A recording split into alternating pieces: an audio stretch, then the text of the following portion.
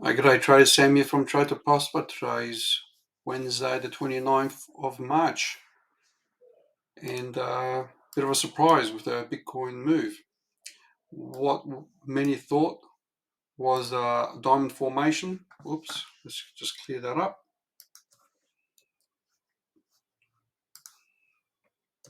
This is my second take. What looked like a descending or rising wedge or a diamond formation of some sort, and it's a reversal. So it's relying on formations is not a good thing. Levels, and neither one, except for this. This was the only level that was valid. Well, I didn't expect that kind of movement, especially with this type of behavior. So that was a surprise for many. And maybe the whales are playing games with us. Who knows? So what do we see from here? So what I have using Fibonacci and the tools that we are familiar with, if we look at the chart and use this level as 1 and this level as 0, you can see how my Fibonacci levels played. Sorry, wrong one. It's this one here, 0 to 1, and you can see the 1.272 acted as support all the way through, and the 1.414 played a role as well, and the 1.618, and it's past it. The other way we can do it is use that as 0 and use that as 1, and so we might just look at that level, 29,224, as a means. So we have the daily resistance level at the moment. So it's not an easy chart to trade. I did go along. I did go along with Arbitrum at that level, saw a reversal. I didn't pick Bitcoin, but I did enter Bitcoin somewhere around here. So I'm doing well with both trades. But that's more of a margin, and this one's a leverage one that I had. Small trades, still holding on my major portfolio and just buying the dips, but this was a surprise for many, as you probably know. Where from here? Well, that's basically it. I'm looking for that level, and so what we're going to do is look at the bigger chart. I did this on TradingView. I can't recall if I did it on YouTube, so have a look at YouTube, guys. That's where I have a lot of information as well. Moving on to the next chart, let's just flick onto that. This is probably, so this is a 30-minute chart, and this was a valid resistance trend line all along the way. So when it got to there, it broke out strong, and you can see from this perspective, this small Fibonacci setup, I'm at the 1.414, so we could also get there as well. This is very difficult to know for these trades. So we might come down a bit and then keep going. And as you can see, I have a few others. So it does line up with this scenario here. Where are we? Here. So these do line up with different perspectives. This is the hard part. We don't know. Looking at the bigger picture, see this one here. Actually, let's look at that. This big moving average here. That's the monthly 21 moving average.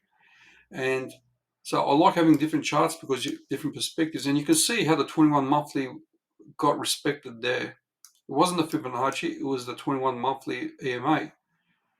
And so the 21 monthly EMA is also acting as support. Yep. So that's what I'm thinking, and obviously we're in a range. This might be a bull flag. So we're going to continue on. Now, a bull flag of such nature, we can probably measure by just doing Fibonacci extensions. If that's our reference, there to there, and you can see 1. Oh, okay, even equates with the 1 as resistance. So now we've got these ones as reference, and also on the macro, if you look at it from the macro perspective, that is our golden ratio, the 1.618. So, and that equates to this level. So this is likely to continue on and hit this is the meat of the resistance. We have our POC, which is point of control based on volume, and it's probably somewhere in the middle right there. So 30,670 is probably where we're going to be finding some resistance in a major way. However, let's have a look and do it properly. Portfolio there. Let's just look at this POC. Where is it? Okay, it's a bit lower. There we go. 30,200. Okay, so these are the levels that we're going to play layer by layer, step by step, and look at the candlesticks, how they respond. So this is going to be a grind all the way up if this is a bull market, but it looks bullish, and that response was bullish. So interesting how it takes a while for consolidation to sit on top. This was another way of looking at it. If you look at this, actually right there, let's have a look at that. Interesting, bit of a fake out. So it was there, then fakes out, then liquidity, bang, up. So there was a lot of, maybe a few stop losses there, picked them up and continued on. I actually thought that it might come lower to this level here. Either this level or this level were valid. But this level much more valid because of this position here. So there would have been a lot. So yeah, if there was a lot of buys here, I could see why it's bullish, because we got rid of these liquidity there as we went through. Well, first of all, we got rid of it as we went down, and there was nothing left there, so it just went up quickly. I actually thought this one will be valid as well. Anyway, so we've got our levels there, guys, and stay bullish. Not sure what's happening with the rest of the markets. I know gold is going up, but let's look at the other charts. And what have we got here? Okay, so that's similar, it's a different chart. This is my scenario, like that, to play out. On the monthly, this is the great thing about the monthly. Let's just do that for you. What does the monthly look like? Well, we noticed in the past that every time there's a capitulation monthly, every time there's a capitulation monthly like that, let's just get rid of this friggin' thing. And there's a bullish month, just like that, it's the start of a bull run. Yep, and that's this, and this is our one here. So what you can see here is a green little candle there, 3 candles in a row, and we've got this bull run. We've got 3 green candles in a row, bull run. So red followed by 3 candles. I think it was white crow setup, and not a black crow, which is opposite. So these 3 green candles, and we are going to be finishing soon for this month with another green. So guys, that looks great. 3 green candles. This was indecision, but still, look how we're closing on the monthly. Very bullish with that wick on the bottom. Yep. The other aspect is, if the monthly closes, this RSI will be like that. There's that slight chance that the RSI, once it's closing, it could come back down and then bounce back up. So that's the bearish scenario. Find that moving average on the RSI, so we have a bearish month. But I don't think that's the case. I think you can still keep going up. So the monthly is looking good from the RSI perspective. And we've talked about the monthly RSI in the past. We said this was a level of determination, and we said if we break above that, it's a bullish sign, and we did that. Yep, because this was the bottom of the previous years, and it was our resistance. And so when we break above that, now we break the moving average on RSI, we're still going bullish. So guys, this is looking good, and the banking crisis, or the US dollar might be pushing more bullish currency into crypto. So and we've got the moving averages on below now too. All the major moving averages. The last one is this 21 monthly. So if we can't look at that one from that perspective. We did look at it from here. This is it. The 21 monthly. The 21 monthly is significant. That's on buy bit. If I was to change that to index, we'll see, there we go, the 21 monthly. So when you look at the 21 monthly throughout history, which is this black one with jagged edges, every time we'll lose it. So this was holding it there. When we lose it, we go bearish, and when we gain it, it just becomes bullish. When we gain it, we become bullish.